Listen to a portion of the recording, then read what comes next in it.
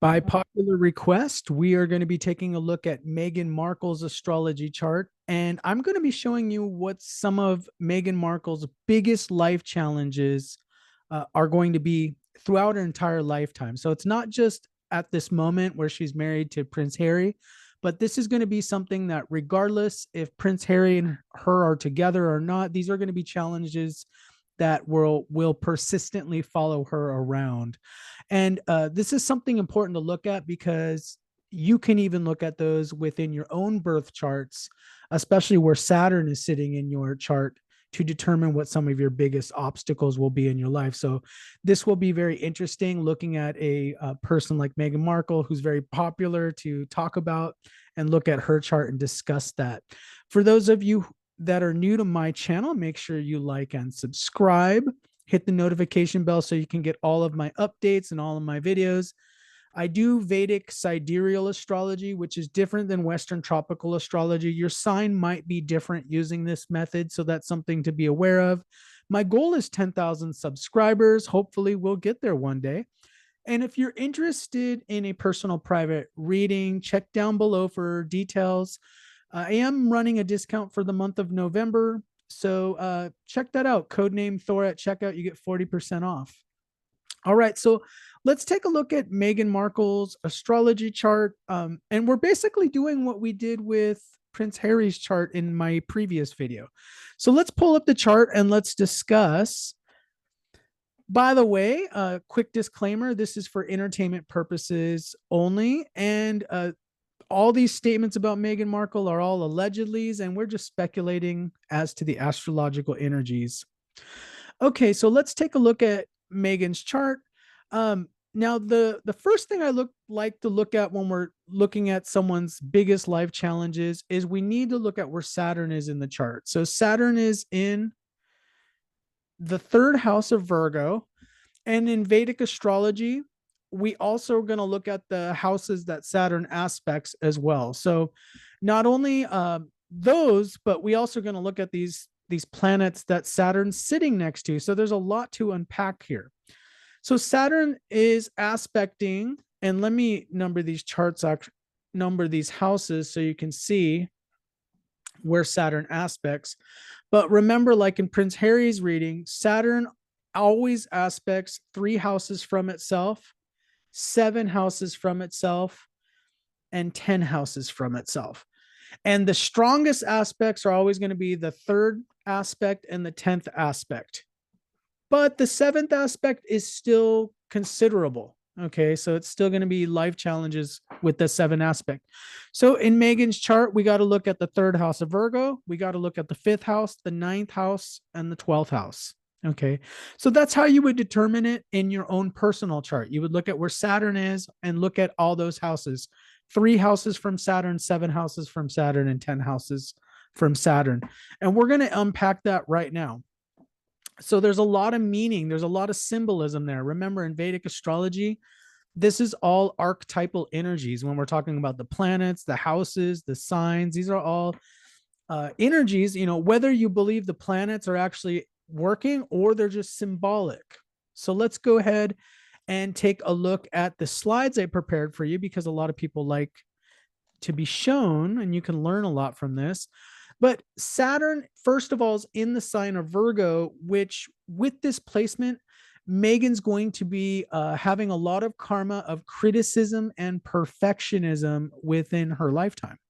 So, for example, she may grew up in a house where she was criticized a lot.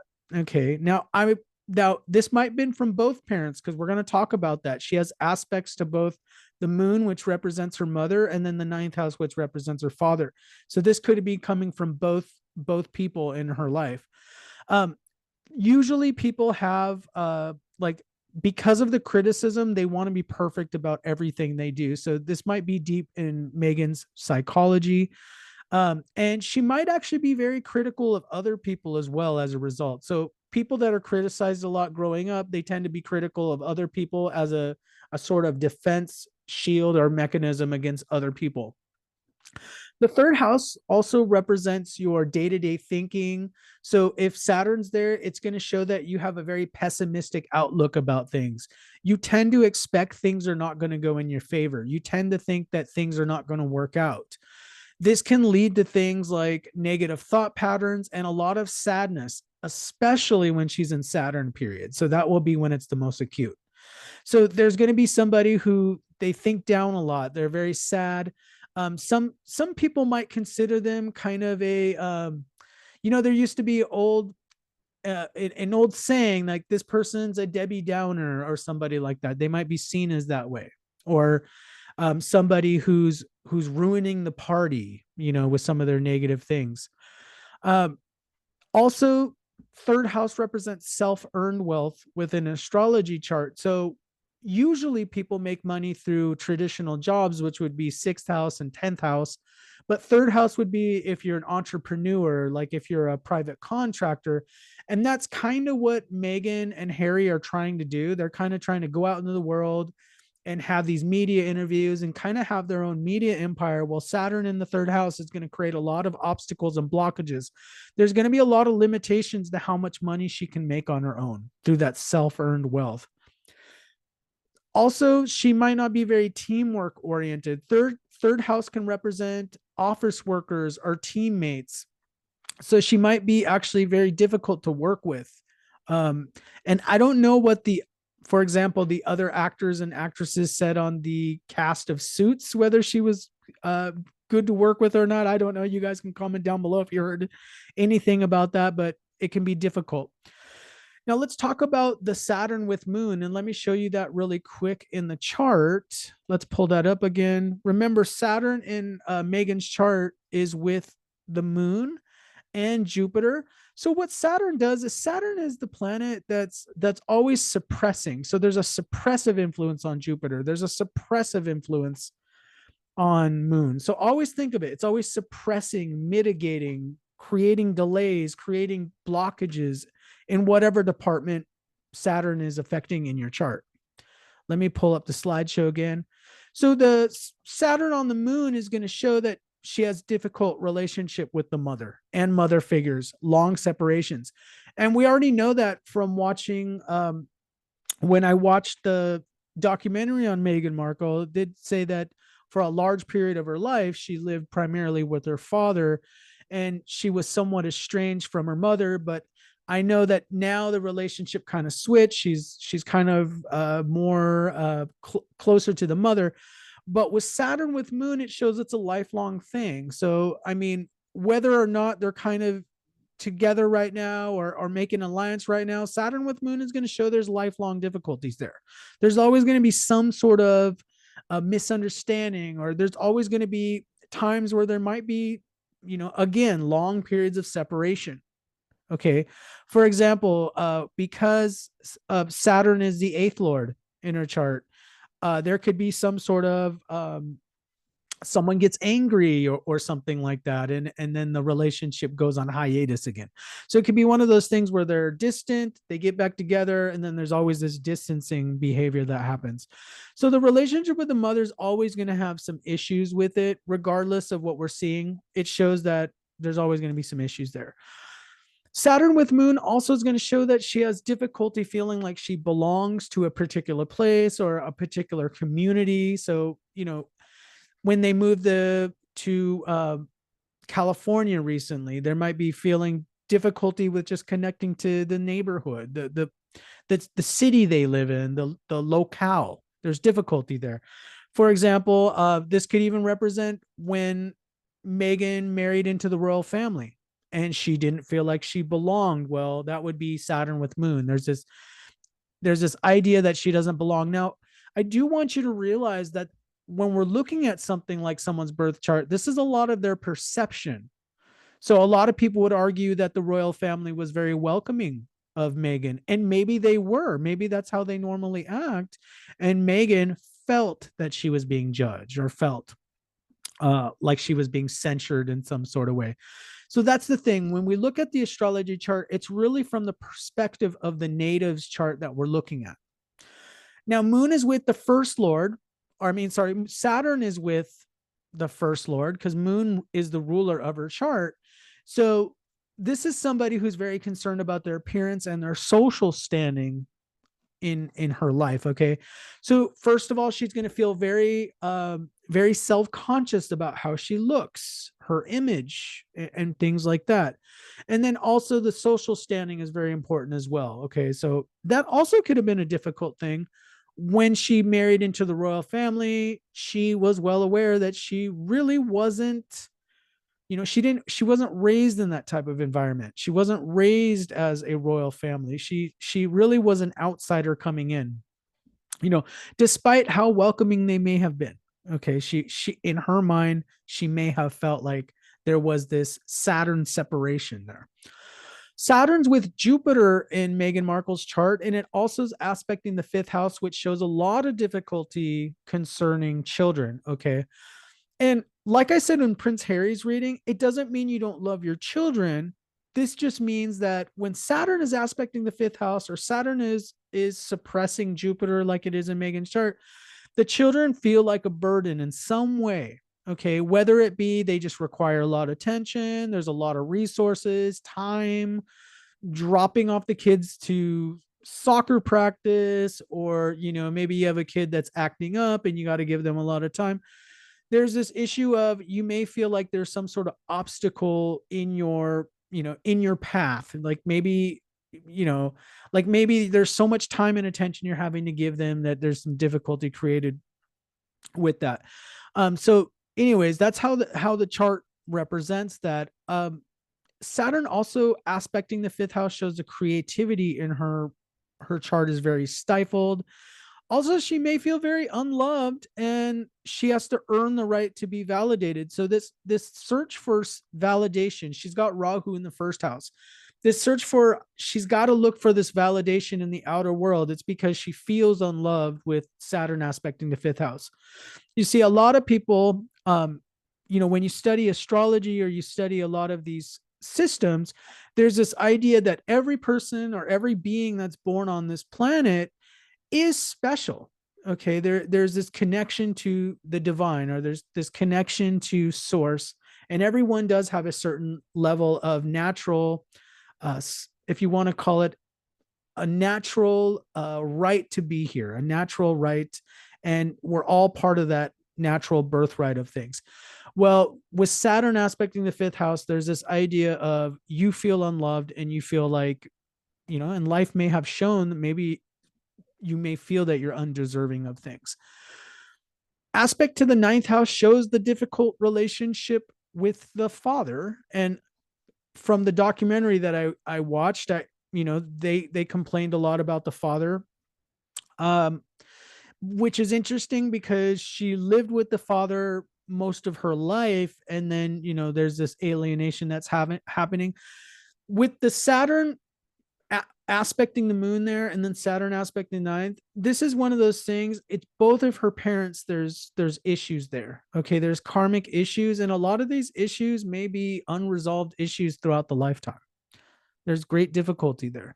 A lot of times with Saturn issues, especially with parents, it's kind of like you just have to get to this place of neutrality and agreeing to disagree. There might be these disagreements that just they're never significantly overcome for whatever reason. Now, we also have to talk about the Saturn aspect to the 12th house. And this is interesting because ninth house can represent your sense of dharma, religion, spirituality, and then 12th house represents spirituality. And so there is this difficulty finding proper spiritual guidance. I also wanted to put in with the Saturn aspect to the ninth house, she's had difficulty receiving guidance and proper mentorship, and this could be even affecting her career, as when she was trying to get into Hollywood, is she didn't really have a really good mentor to help her figure how this all works. Saturn aspecting the 12th house can show somebody that has disturbed sleep. They may suffer from things like insomnia. They might have difficulty sleeping, especially with Mars in the 12th house of Meghan Markle's chart. There's going to be a lot of difficulty with that sleeping, and also disturbed dreams. She may have a lot of dreams that are upsetting, because Mars is a very powerful planet. It's a very powerful planet to have in your 12th house. Now, Mars in the 12th house, let's talk about that. Let me show you again what that represents in Megan's chart. Let's pull that up again. So you'll notice for Cancer ascendant, Mars, it rules, it's actually a really good planet for Cancer ascendant. It rules the fifth house of children and it rules the 10th house of career. Because Mars, not only is it aspected by Saturn with the 10th aspect, but it's in the 12th house. So this shows that ideas of children, again, that issue of children, the children are going to be draining on the energy. Okay. Also, the career is going to be facing stagnation and difficulty. Any planet in the 12th house of a chart is going to face difficulty. There's this like draining of energy of that planet because it represents losses and it represents difficulty. Let me pull the chart up again, or the slideshow here. This shows with Mars in the 12th house, especially being the 10th lord, it shows that she has a lot of fantasies of success. Maybe she envisions herself as this really famous person, like the biggest A-list actor out there. And there's all this romantic dreams about it. Okay. Maybe she like imagines this all the time. Maybe she's thinking just one more gig and it's going to be the biggest pinnacle of her career. But with Mars in the 12th house, there's always this disappointment. There's always like, it always feels like the dreams are slipping away in one way or another. So even right now with this career spotlight that she was in, well, both herself and Harry in this last couple of years with distancing from the royal family, and there was this big deal out of it. Well, with Mars in the 12th house, it already shows that, okay, that story's old now. And there's this loss of energy. It's like there's this fading away, just like in Prince Harry's chart. There's this kind of fading away of the energy of the career. So I always feel like with the 10th lord in the 12th house, there's always going to be disappointments in the career. And if you think about it, she was an actress in that series Suits. I didn't look at IMDb to see what other parts she's played, but it's not considered an A-list actor. She did do a podcast, which a lot of people didn't like the podcast. So she's never really quite hit the pinnacle. She got a lot of fame. Probably most of her fame actually did come through her association with the royal family.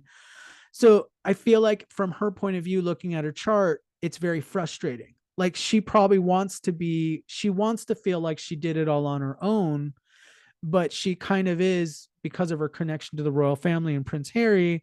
There is this idea of she is getting the spotlight, but kind of through infamy. And that's what Rahu in the first house would be. It'd be like getting in the spotlight, but even through infamy, which is great difficulty, right? But like they say, a lot of people say any publicity is good publicity, even bad publicity. So, but the career is always going to be disappointing. Even if she thinks that maybe there's some better deals she's going to get, maybe they're going to get on a better Netflix series, maybe there's going to be better, there's always going to be disappointment in that department. And from the previous readings and what I've been reading in the tabloids, it sounds like there's already this waning disinterest with some of their appearances and their story. So it's getting more difficult to find these new sources of revenue and so forth. Well, that's what I got for Meghan. She's got quite a bit of challenges in the chart. We all have challenges in the chart. So I don't want to just pick on Meghan Markle. We all have karmic obstacles. And that's something that we all inherit when we're born here on this planet. So thank you for watching. Comment down below. Let me know what you think and take care. I'll see you in the next one.